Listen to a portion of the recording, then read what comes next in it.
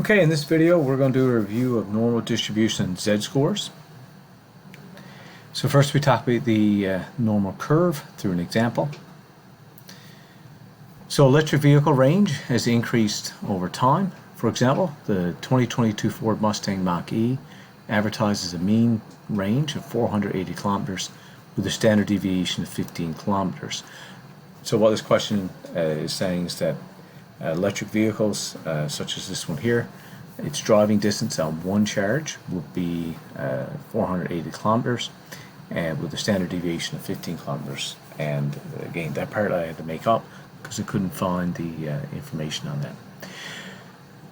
If the driving range has a normal distribution, then we would see the following distribution curve.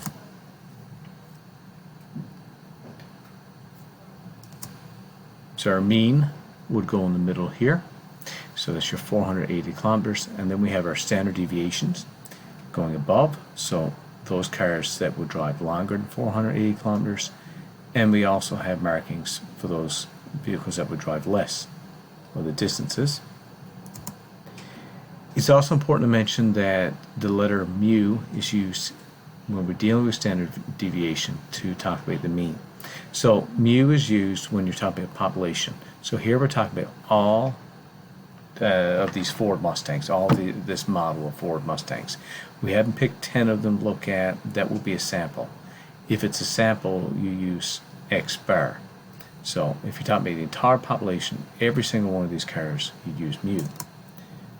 And that's over here on the side. So X bar is the mean of a sample. Mu is the mean of population. Doesn't change anything with the math that you'd have to do, but that explains why you would see the different symbol there.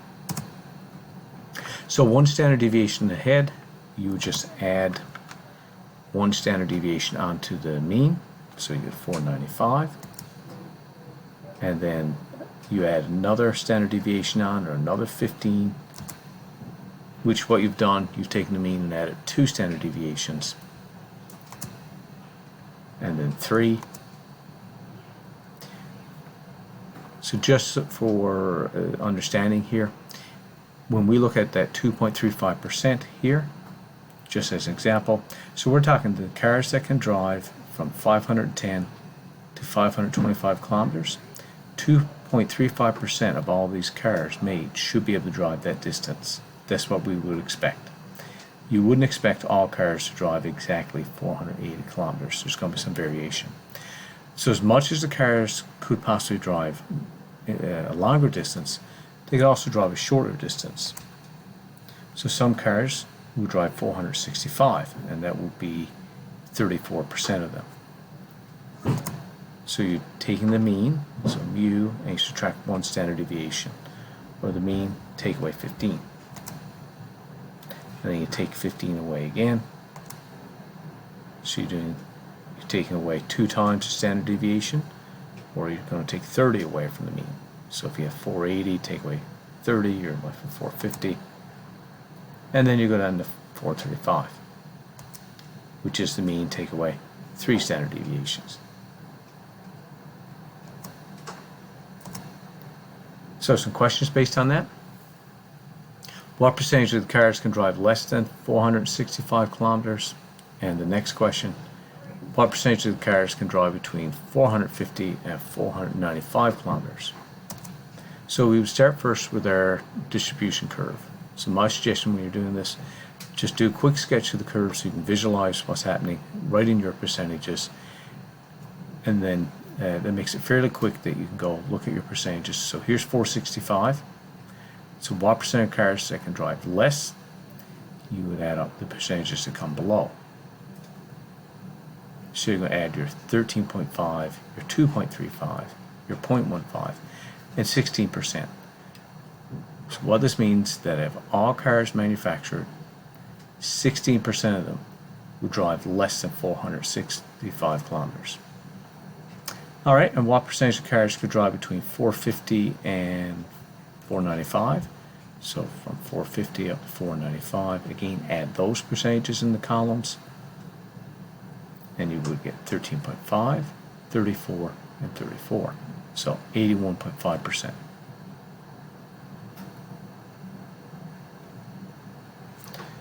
So if 3,500 of these cars are sold in Canada this year, what number would you expect to fall in situations A and B above?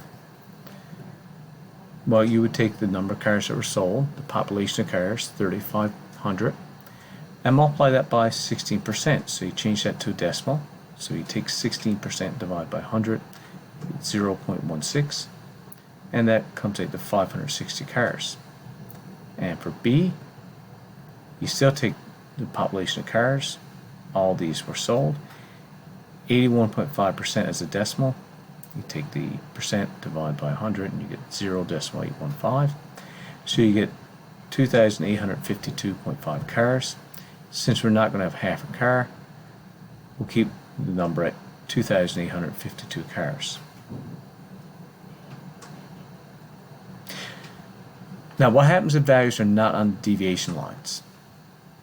So an example here would be, what percentage of cars will drive longer than 486 kilometers? So if we look at our graph here, we have 480. Our next distribution line would be 495.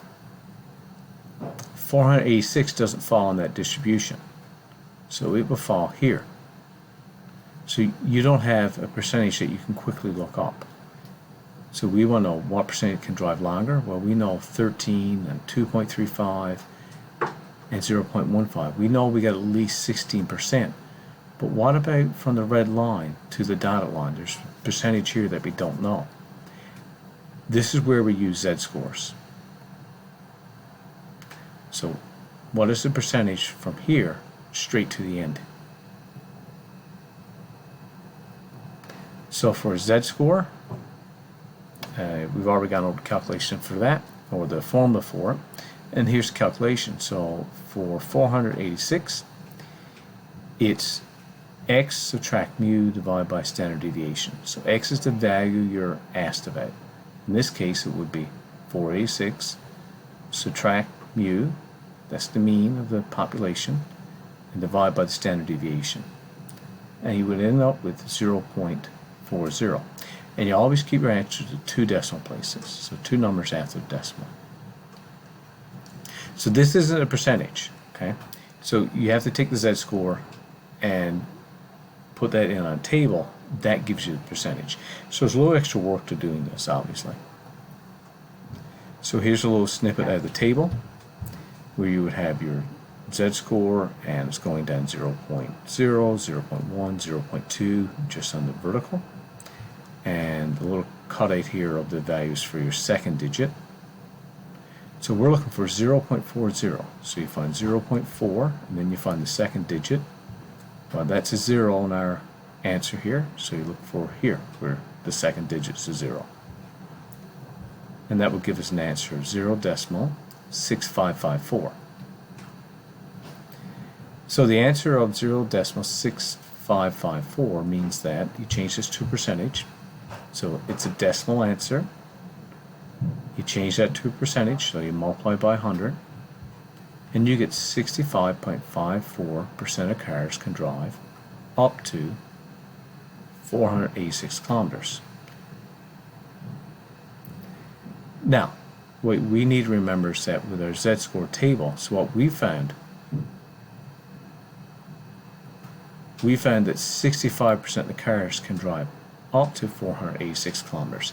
And if the question was phrased that way, we would leave it there. So if the question had asked, what percentage of cars can drive up to 486 kilometers, our answer would be 65.54%.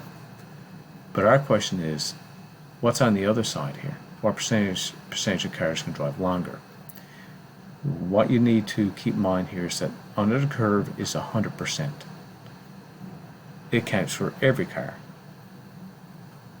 If we have 65% here, well, what's left over out of the 100%? Well, to get that answer, we do subtraction.